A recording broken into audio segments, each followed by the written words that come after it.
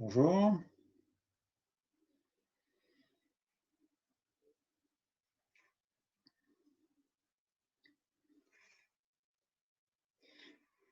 Hello, hello. Hey, salut Brice, ça fait plaisir. Ok, je vais vous proposer, vous avez mon image et les slides, et en fait avec une petite session Zoom, je vous propose d'agrandir la partie slide, comme ça, vous verrez les slides en grand et ma trombine en petit, ce qui est largement suffisant. Ok, donc il faut cliquer sur les 4 petites flèches en haut à droite du cadre des slides.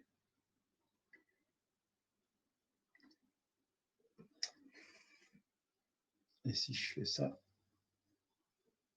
hop là. Ok, donc, bienvenue. Je vais vous proposer 10 préceptes que j'ai mis en place sur un programme et qui a vraiment permis de cadrer, cadrer l'état d'esprit agile. On ne va pas parler de pratique, on va vraiment parler de valeurs et de principes. Le problème étant que c'est pas évident à mettre en œuvre et que pourtant c'est une condition sine qua non. Tout le monde parle du être agile plutôt que faire agile. On est en plein dedans. J'ai mis ça en route à plusieurs reprises, mais notamment sur un programme d'une cinquantaine de personnes qui allait très mal, avec un management vraiment difficile. Et donc, il a fallu poser les bases de manière la plus explicite possible. Allons-y. Petit détour quand même par les sponsors. On ne les remerciera jamais assez. C'est quand même grâce à eux que cette journée a lieu, en plus de votre présence. Donc, merci beaucoup à chacun d'eux. Au sommaire, voilà, je vous laisse lire, c'est plus simple. On essaiera de trouver un petit moment de questions-réponses à la fin. Je peux masquer ça. Allons-y. Alors, je viens de chez Zenica, je suis chez Zenica, et on est une boîte d'experts et de passionnés. Ce qui nous caractérise, il me semble, c'est vraiment la passion, parce qu'on adore ce qu'on fait. Et au niveau technique, on est assez poussé. Il y a plusieurs agences, à l'international aussi. Et si vous avez des difficultés à quelque endroit que ce soit dans le monde informatique, on saura répondre positivement à votre demande. En ce qui me concerne, je suis d'abord drivé par l'humain. Je fais de l'agilité depuis une quinzaine d'années et c'est vraiment les valeurs et principes qui m'ont séduit en plus des pratiques. J'ai eu l'opportunité de démarrer une agilisation à grande échelle et ça m'a donné de l'expérience que je construis et que j'enrichis au fur et à mesure des années aujourd'hui. Et je crois que ça fonctionne maintenant de mieux en mieux. On peut passer vite. Alors, le principe, c'est il y a des gens sur un programme, il y a plusieurs équipes. Comment on fait pour que tous tirent dans le même sens? Et il s'agit bien de proposer des choses. C'est pas du management caché, c'est encore moins du command and control. Vraiment, c'est important d'avoir ça en tête. Alors, j'étais parti sur des règles. J'ai trouvé ce mot précepte. Je voulais éviter les 10 commandements. Ça faisait un peu trop religieux. Et par contre, je voulais quelque chose qui énonce bien que ce sont des règles de conduite. Et en plus, effectivement, le fait que ce soit des règles de conduite et que ça émane d'une autorité, en l'occurrence, j'avais celle de responsable du coaching du programme, les deux éléments sont importants. Ça ne peut bien marcher que parce que on vous fait confiance. Et il faut avoir construit cette confiance un peu avant, probablement. Voilà ce que c'est qu'un précepte. Et l'idée de fond que j'avais, c'est d'arriver à ce que chacun joue sa partition et que l'ensemble sonne bien et en harmonie. Et pour que ça fonctionne bien, j'ai très à cœur de rendre le plus explicite possible tout ce qui constitue le cadre, le mode de fonctionnement. C'est ce que fait l'agilité beaucoup au travers du management visuel, le fait de poser quelque chose au mur, ça devient un fait. Et donc, je suis très attaché à rendre le plus explicite possible les choses, soit au travers d'un confluence éventuellement, hein, une user story, une fois qu'elle est posée, même si elle est virtuelle. Et donc, de la même manière, j'ai voulu faire la même chose pour les règles de fonctionnement, y compris les valeurs et principes. finalement, c'est pas si anodin, on ne le fait pas souvent de dire c'est important de communiquer, on ne le dit pas souvent de dire collaborons mieux, on le dit sans forcément y croire, et je voulais que ça devienne un réflexe, je voulais que ça rentre vraiment dans l'ADN des équipes, et pour ça, il faut le mettre clairement sur le fronton de la bâtisse, et ensuite le marteler, d'accord? Mais donc cette idée de commencer par bien rendre explicite est vraiment importante. Dans mon approche plutôt sur l'humain, ce serait un humanisme choisi. D'accord? Donc, pour que ça fonctionne bien, il me semble, pour qu'une équipe fonctionne bien, il faut d'abord que les individus soient bien en tant qu'individus. Donc, on pose des éléments de fondation. Chacun est digne d'être respecté et d'être respecté tel qu'il est. Ce n'est pas un rôle qu'il joue, il vient comme il est, à peu près comme chez McDo, mais il est digne d'être respecté. C'est très important parce que j'y crois profondément et peut-être c'est parce que j'y crois aussi, autant que je deviens crédible quand je le dis et quand j'essaye de le faire vivre. D'accord? De la même manière, du coup, un autre postulat très important, c'est que chacun désire contribuer au mieux quand il arrive. Et quand il arrête de le faire, c'est après avoir pris 1, 2 coups sur la tête, 3 coups, et au final, il finit par être dégoûté. Et il fait plus ou moins, ou alors il se met en rébellion.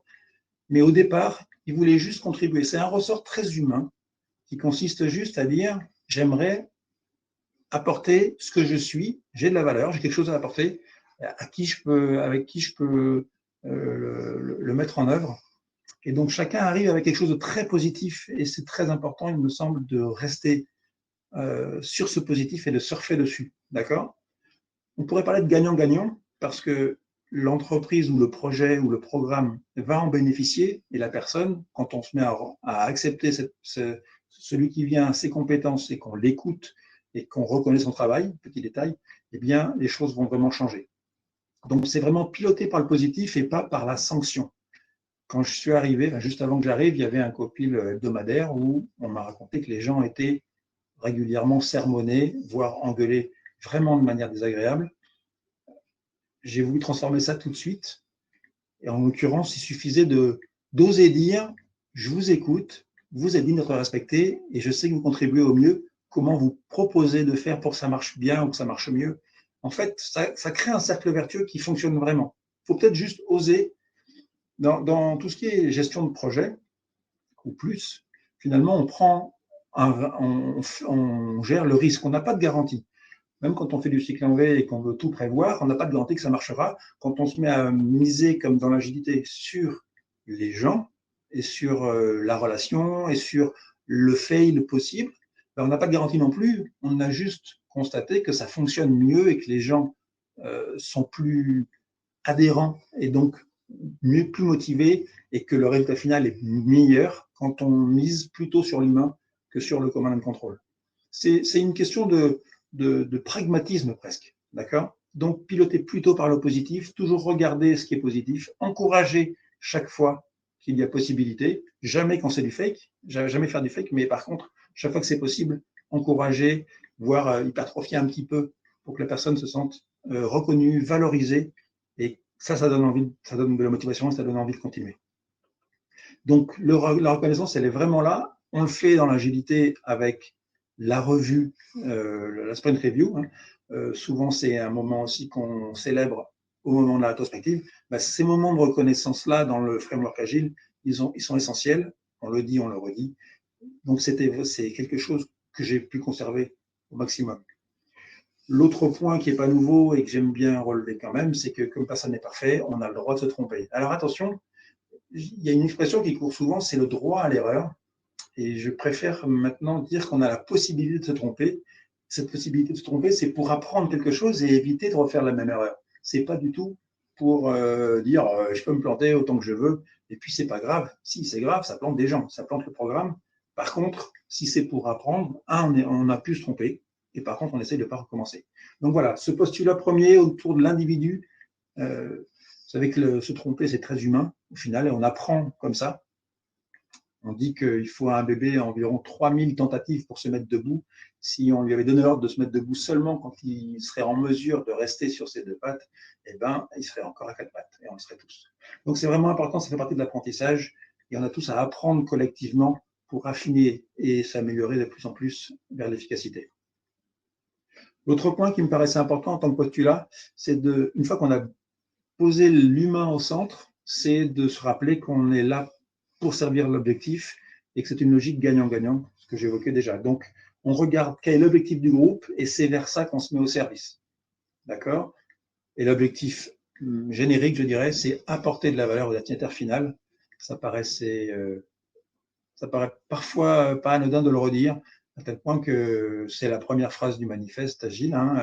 On voulait apporter quelque chose et on s'est entraîné pour le faire. Donc ça veut dire de la bienveillance, du positif, ça veut dire de la responsabilité aussi. C'est pas juste je ferai ce que je pourrais et rendez-vous au tas de sable. Et puis il y a un suivi. L'équation Agile tourne autour de ces trois éléments-là.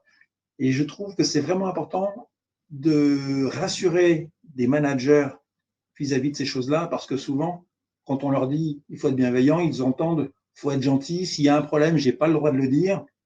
Donc non, c'est pas de la gentillesse, c'est pas de la faiblesse non plus. On perd pas de levier. La demande d'efficacité reste là.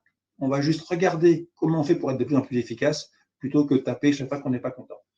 La différence majeure que je fais entre le contrôle et le suivi, c'est que dans le contrôle, on se donne la possibilité de vérifier, de passer derrière et de critiquer ou de sanctionner s'il y a un problème. Alors que le suivi, c'est juste regarder ce qui a été produit, le résultat, et ensuite se demander comment on pourrait améliorer s'il y a un problème.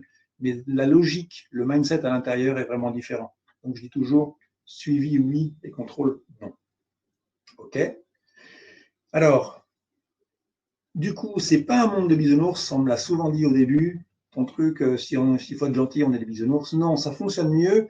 Ça fonctionne mieux d'abord parce que tout le monde sait clairement ce qu'il a à faire. On a posé les rôles, on sait qui fait quoi quand, et c'est vraiment essentiel de savoir ce qu'on attend de moi. Et ensuite, par contre, une fois que j'ai bien compris ça, on va pouvoir me laisser m'organiser comme je m'entends, comme je l'entends. Comme je m'entends, c'est plus drôle. OK. Donc en fait, il y a l'autonomie ici.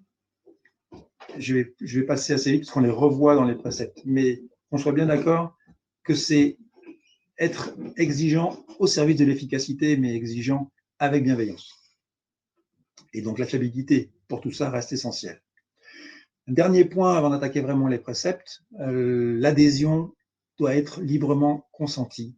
C'est vraiment important.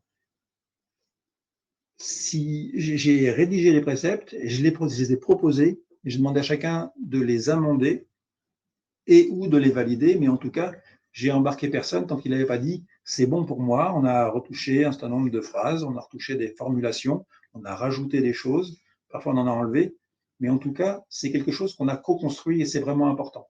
Et c'est important parce que chacun, du coup, est impliqué, est engagé en me disant ça me va, et donc je vais essayer de le mettre en œuvre. Donc la co-construction est importante. C'est important aussi parce qu'une fois qu'on a dit c'est ça nos modes de fonctionnement, celui qui dit ça ne me convient pas, eh ben, il s'auto-exclut du groupe puisque les règles du groupe sont claires. Donc celui à qui ça ne convient pas, ben, il a le droit, juste il quitte le programme, il quitte l'équipe et il dit au revoir. OK. Alors, on a 10 préceptes. Je voulais tenir dans ce chiffre de 10 parce qu'il n'en faut pas trop non plus et il faut que ce soit facilement mémorisable. Déjà 10, c'est un peu beaucoup. Mais ce que je voulais, c'est que ce soit quelque chose qui ne ressemble pas au KPI pastèque. D'accord? Donc, c'est pas le tout beau sur la façade et ensuite tout le monde fait n'importe quoi. C'est pour ça que je voulais l'adhésion des gens. C'est que une fois qu'on a dit on y va effectivement. Et celui qui n'est pas d'accord, il n'a plus rien à faire dans l'équipe et il a le droit. Il n'y a pas de jugement derrière ça. Par contre, de facto, il s'auto-exclut. C'est important. On va les voir en détail. Le premier, je pense que c'est toujours important de le remettre comme élément fondamental, un seul objectif, un objectif qui est commun, c'est apporter de la valeur, et ensuite au destinataire final. Et par contre, du coup, chacun doit se mettre en tête ce que je fais, ça doit contribuer à cet objectif premier, ça apporte de la valeur, et ça apporte de la valeur non pas au patron, mais au destinataire final du travail. L'objectif étant de rendre le client vraiment satisfait, pourquoi pas ravi. Et chaque fois qu'on a une difficulté, c'est ce qui va fédérer, c'est ce qui va driver. Si on a des différences de point de vue, c'est considéré comme un enrichissement et pas comme un problème. Par contre, ce qui va nous départager ou nous aider à trouver une voie commune, c'est de se poser la question, qu'est-ce qui va faire qu'on va apporter la meilleure valeur au destinataire final? Ça aide à lever les difficultés et à trouver une voie commune. Après, ça peut être des paris, mais globalement, c'est très fédérateur. Le deuxième point, le deuxième précepte que j'ai voulu poser fort, c'est encore de l'humain, c'est le respect. Le respect un peu à tous les niveaux, le respect des personnes. Alors, j'y mets le respect des personnes des autres, bien sûr, et j'y mets aussi le respect de soi-même. C'est important de se respecter soi. Si on a une idée, si on a un désir, on a le droit de l'avoir et pourquoi pas de l'exprimer.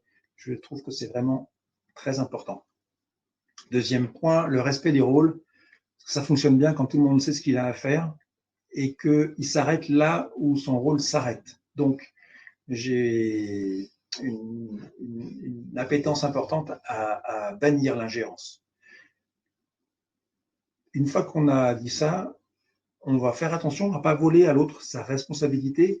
Alors, c'est quelque chose qui est important parce que parfois, par gentillesse, on accepte de faire quelque chose alors que ce n'était pas notre boulot. Ça a deux problèmes, ça surcharge. Et deuxièmement, si l'autre il voit une possibilité de ne pas faire son propre travail, ça lui vole sa responsabilité. Et donc, c'est une phrase qui est assez magique dans un certain nombre de cas. Alors, il y a des exceptions, d'accord, mais globalement, on ne vole pas à l'autre sa responsabilité et on fait attention à remplir son rôle, tout son rôle et que son rôle. Dans le respect, il y a le respect des valeurs qu'on a dans l'agilité et globalement dans l'humain, d'accord. Ça n'a rien de nouveau, mais il faut bien communiquer, il faut donner du feedback, il faut collaborer, il faut se faire confiance, il faut du courage.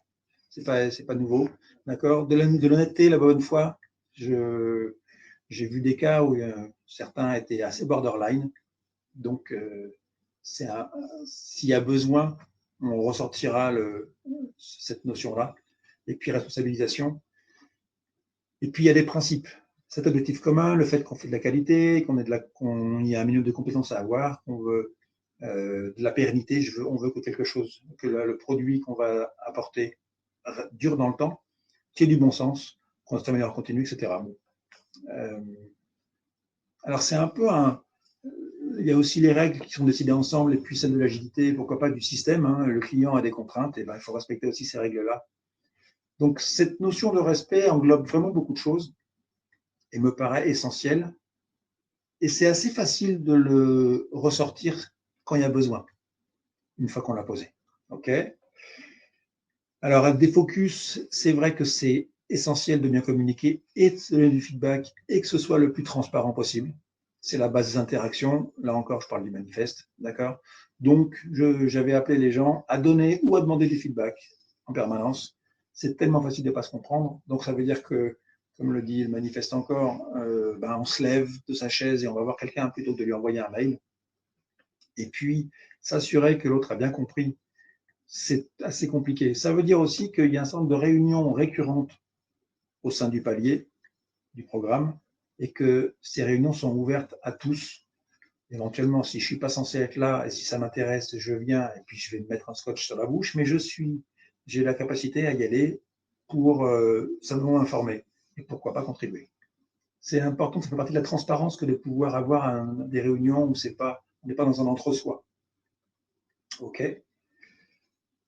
Le quatrième point que j'apprécie, que j'aime particulièrement, c'est le fait de miser sur la responsabilité et l'engagement et qu'il n'y a pas de guillotine en cours de route. Ça veut dire un objectif clair, ça veut dire que chacun a pu s'engager pour dire c'est bon, j'ai compris, je pense que c'est atteignable, l'objectif sera stable et il ne va pas changer en cours de route. Voilà, ça c'est vraiment important. Ça veut dire que la personne va accepter de mener l'opération jusqu'à son terme, à endosser complètement la responsabilité. Et puis, personne va prendre des engagements à la place de quelqu'un d'autre. Ça, c'est quelque chose qu'on retrouve de temps en temps ici et là. Bon, c'est celui qui fait, qui sait, c'est celui qui sait, qui fait. Ça marche dans les deux sens. Et là encore, on ne vole pas à l'autre sa responsabilité. Le problème avec l'engagement, c'est quand il n'a pas de sens ou quand on pense qu'il ne sera jamais atteint, parce qu'il n'est pas atteignable.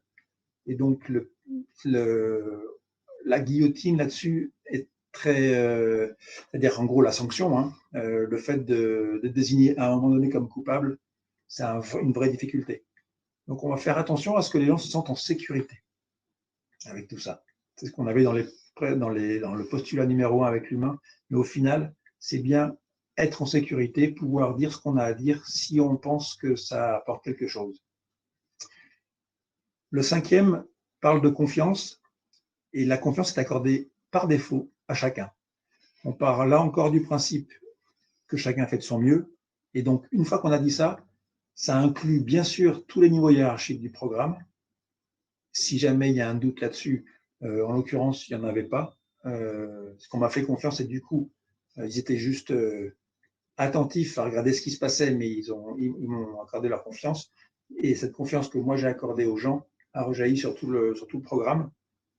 Mais c'est important parce que ça crée vraiment un cercle vertueux.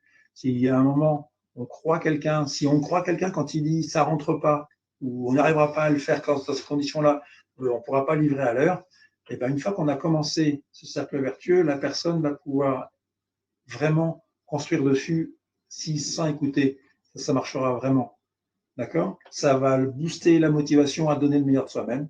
Ça aussi, c'est indéniable. Et puis, j'avais signalé aussi dans le précepte cette idée qu'il ne fallait absolument pas rompre cette confiance et ce contrat moral. L'organisation, du coup, et le palier avait dit, au travers des préceptes, nous, on y adhère, on y croit et on va les mettre en œuvre. Ça voulait dire qu'eux ne rompaient pas la confiance. Ça veut dire aussi que celui qui, dans son coin, la rompt, crée un vrai problème. Et le fait qu'on s'appuie les uns sur les autres devient quelque chose qui nous renforce et qui crée un team building très fort. L'autre point que j'ai voulu mettre en avant, c'est le fait qu'il y avait potentiellement plusieurs chemins pour aller à un endroit. Une fois qu'on a accepté la mission de mener la responsabilité, eh ben, chacun peut avoir son approche et chacun est libre d'y aller de la meilleure des façons qui lui paraît utile.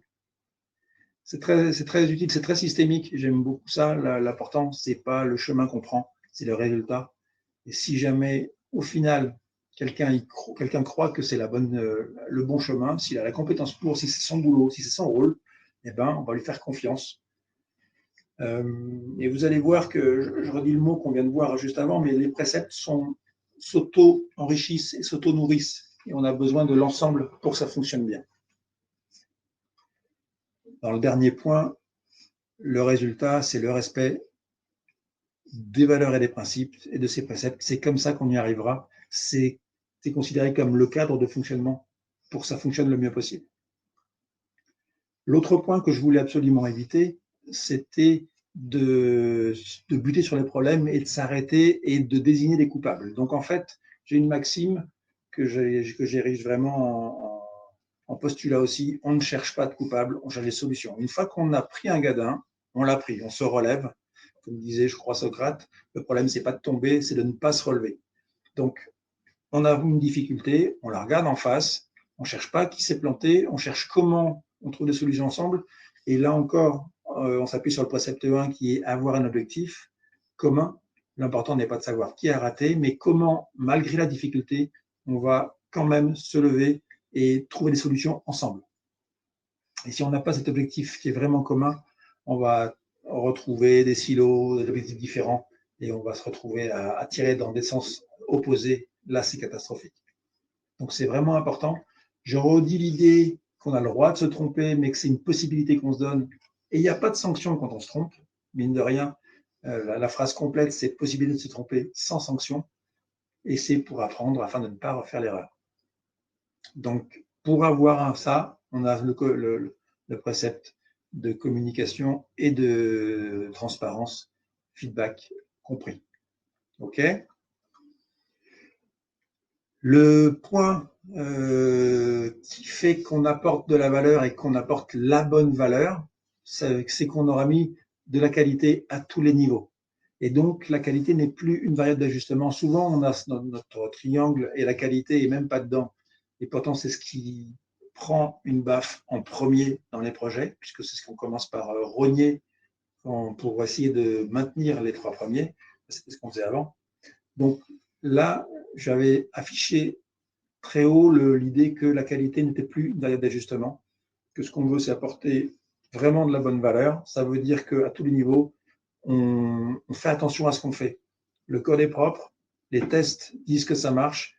On a éventuellement fait appel à des professionnels du design et pour capter les besoins et pour l'ergonomie, que l'application a été testée de manière robuste, at scale s'il y a besoin, et la documentation n'est pas non plus une option. Tout ça, ça fait partie de la qualité et de la pérennité de l'application. Donc, vraiment faire attention à la qualité à tous les niveaux. Et il y a eu plusieurs moments où c'est grâce au précepte qui était affiché, j'ai pu ressortir ça et dire, rappelle-toi, on avait dit qualité. Et ça a permis aux gens de revenir et d'arrêter de faire du un peu trop n'importe quoi, n'importe comment. OK. Le point qui me paraît bien, qui me paraît important et que j'ai découpé en deux, c'était liberté, autonomie. Je voulais vraiment que chacun se sente libre de choisir le chemin qui lui paraissait le plus pertinent dans la plus grande autonomie possible. Donc, on parle d'auto-organisation, bon, un basique en agile. Ça me permet de dire que sur le fond, c'est une reformulation avec un petit peu de détail de ce que l'agilité a toujours promu. Ce que je voulais, c'était mettre en forme ces éléments-là, parce que finalement, il n'y a pas forcément de document qui synthétise l'ensemble. C'était bien de le faire, à mon avis. Ça me permet, j'ai mis l'Agile Alliance et Safe. Pourquoi? Parce que c'est vraiment des choses qui sont promues par l'agilité depuis le départ, et même par Safe, puisque Safe dit j'embarque l'agile, et puis j'embarque le lean, et puis j'embarque ce mindset-là, et je veux que les managers deviennent les leaders. Donc on a vraiment cette partie-là où la subsidiarité permet à chacun de prendre des décisions qui sont valides à son niveau. La petite phrase ici permet aussi de voir à quel point on est dépendant d'autres préceptes pour bien construire celui-là, d'accord? La confiance, la responsabilité, l'engagement et même l'orienté résultat. Alors pour arriver à ça, donc autonomie vraiment, et donc j'avais écrit explicitement, personne n'a à dire à quelqu'un comment il devrait faire quelque chose, surtout s'il n'a pas fait de demande. Ça paraît simple à dire comme ça, mais on a le droit de discuter, sûrement pas de donner des conseils qui n'étaient pas demandés.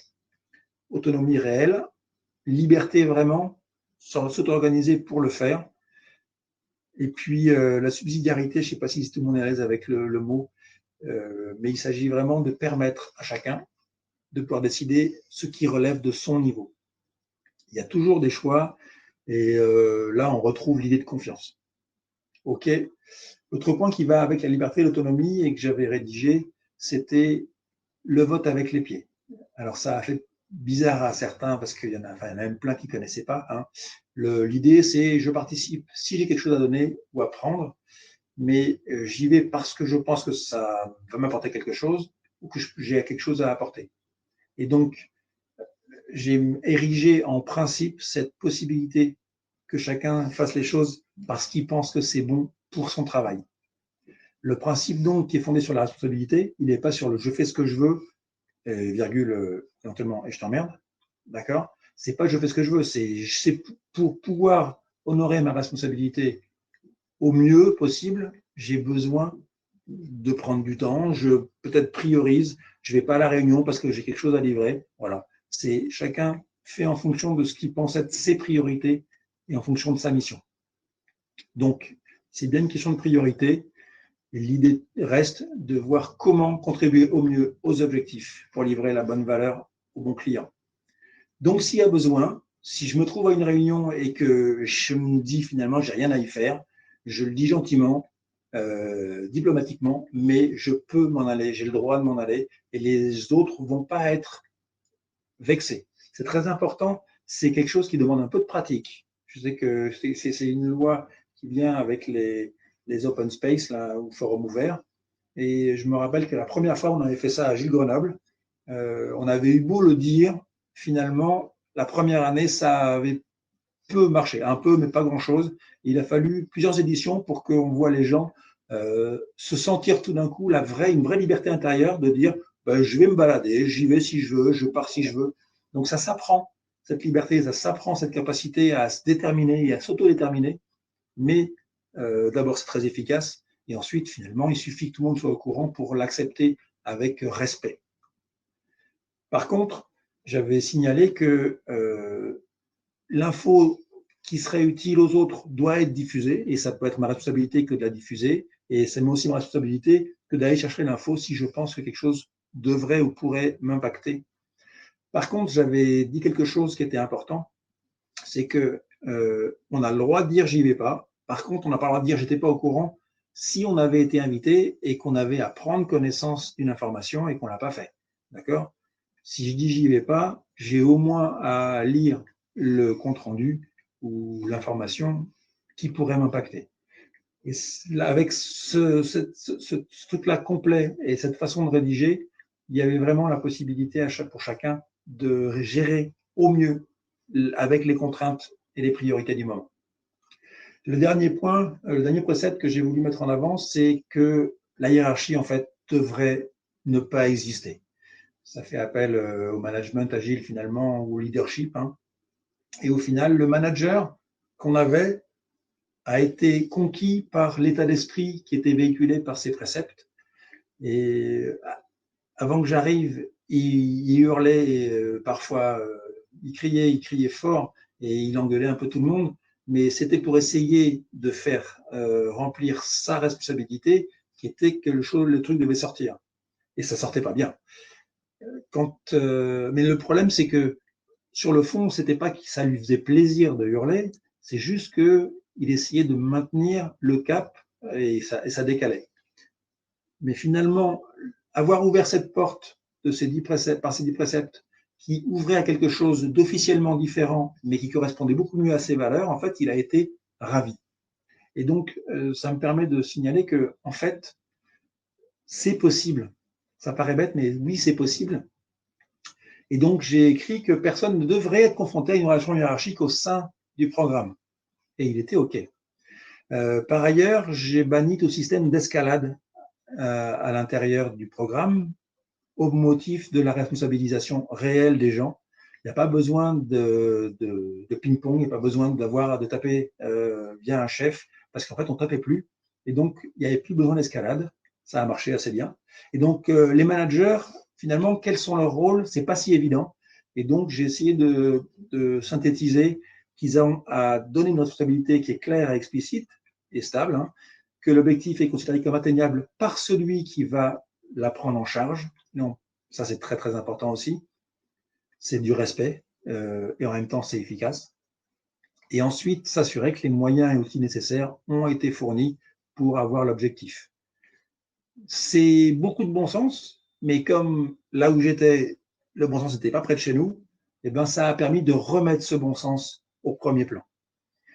Et de la même façon, qu'est-ce que ça veut dire être un manager agile? Ça veut dire, en quelques lignes, faciliter les choses. Ensuite, éventuellement, poser des questions. Déjà, comment ça va? Est-ce que ça va? Et est-ce que tu as une difficulté? Est-ce que tu as un besoin d'aide pour la difficulté? Alors, ce n'est pas pour faire le travail à la place ou avec, mais peut-être pour fournir des moyens de lever une difficulté. D'accord? C'est de la coordination, c'est de la prise de recul, le relais des contraintes parfois. Il y a eu des réductions budgétaires qui venaient pas de nous et il a fallu les assumer et les gérer, et puis trancher dans quelques rares situations. Mais finalement, c'était intéressant de formaliser le rôle comme ça, parce que ça permettait d'avoir quelque chose qui correspondait beaucoup mieux à leur éthique, aux managers qu'on avait. Ça allège aussi. Ils ont pu poser le fouet, ce qui était quand même sympa pour eux. Et en même temps, grâce à ce fait d'avoir posé le fouet, les gens se sont sentis beaucoup plus respectés, valorisés, reconnus, et ils ont bossé mieux. Et les objectifs, quand je suis arrivé en fin juin de 2019, et il y avait une échéance importante. Et en fait, ma première option a été de demander de se câbler que sur un seul objectif, parce qu'il y en avait 4 en même temps, Et donc, j'ai demandé à ce que les 3 autres objectifs soient mis de côté. Alors, ça fait bizarre à pas mal de gens, mais finalement, il suffisait d'oser le dire. Et du coup, chacun a pu se concentrer sur l'objectif. J'ai créé un board avec plein de post-it pour que tous les jours, on se synchronise pour voir ce qui allait, ce qui n'allait pas et comment on améliorait les choses. Important de se synchroniser. Et pour la première fois du palier, ils ont livré quelque chose dans les temps avec le niveau de qualité satisfaisant. Donc, en fait, c'est plein de choses assez simples, mais le fait de les avoir posées vraiment et d'avoir dit c'est là qu'on va, eh ben, ça a juste tout changé. Les gens se sont sentis mieux. Alors, au fur et à mesure, au départ, ils étaient un petit peu, j'allais dire presque méfiants. Euh, et puis, ils ont pris conscience que ça n'était pas du flan, que c'était pas du fake. Et puis, il y a eu aussi une rétrospective, plusieurs rétrospectives avec tout le palier d'une demi-journée à chaque fois, où on a pris le temps. On a pris le temps de célébrer aussi qu'il n'y avait plus de budget. Et bon, on a trouvé une bidouille pour aller faire une sortie escalade. Et voilà, c'est des moments de team building qui sont extrêmement importants et qui fonctionnent très bien et qui soudent le groupe. Et c'était vraiment bien. Qu'est-ce que j'ai pu faire après? Bah, faire vivre ces préceptes. Donc, je les ai affichés, j'ai obtenu l'adhésion, je les ai rappelés régulièrement à chaque fois que j'ai pu. Et puis, j'ai fait évaluer leur respect. C'est même le manager qui a fini par dire, bon alors, on en est où des respects? Est-ce que tu peux lancer un petit sondage? Et du coup, j'ai pu faire un radar. Et puis après, j'ai historisé et puis on a vu les progrès. Et ça a bien fonctionné. Et aujourd'hui, je suis parti du programme, mais les contacts que j'ai encore me disent que ça fonctionne toujours aussi bien, malgré des contraintes vraiment fortes, malgré 2 réorgs. Donc voilà, ça tient, parce qu'en fait, on a remis les contraintes, l'humain au centre, et que personne s'en plaint. Voilà. Alors pour le rôti, c'est du 0,035. Et puis, je ne sais pas s'il y a des questions. Alors, quelle est la place de l'entraide dans la définition que tu donnes du respect des rôles et des responsabilités? Alors,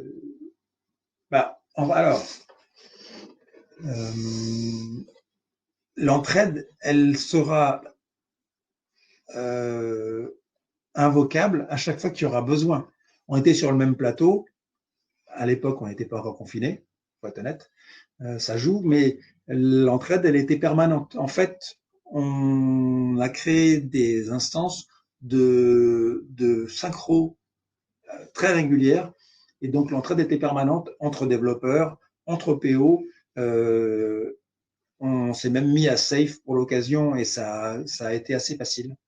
D'accord. Donc, je ne sais pas si je réponds à la question, mais la place de l'entraide, elle est centrale puisque c'est de l'humain et que bah, c'est pareil. Hein. Toujours, moi, je suis fondé sur le manifeste par la pratique et l'entraide.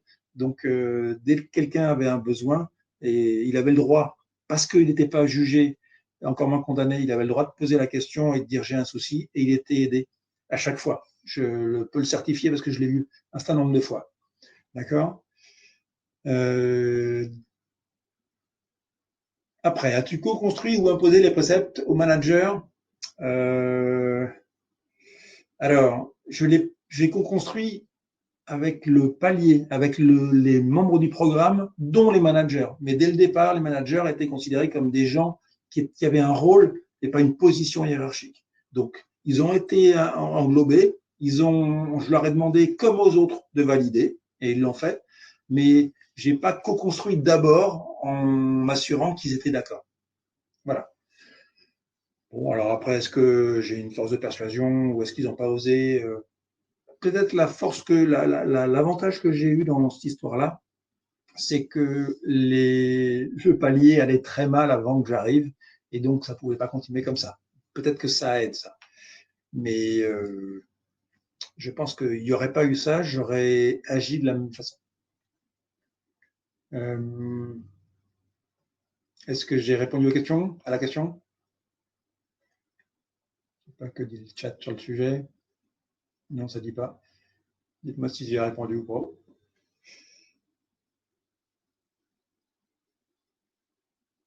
Est-ce que c'est bon?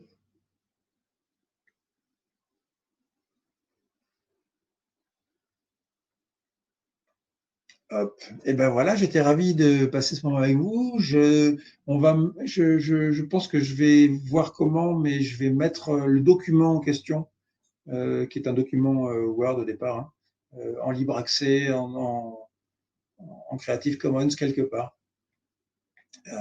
Libre à vous de l'adapter à votre contexte. Merci pour le feedback et puis bonne continuation. Rémi, merci beaucoup toi Rémi.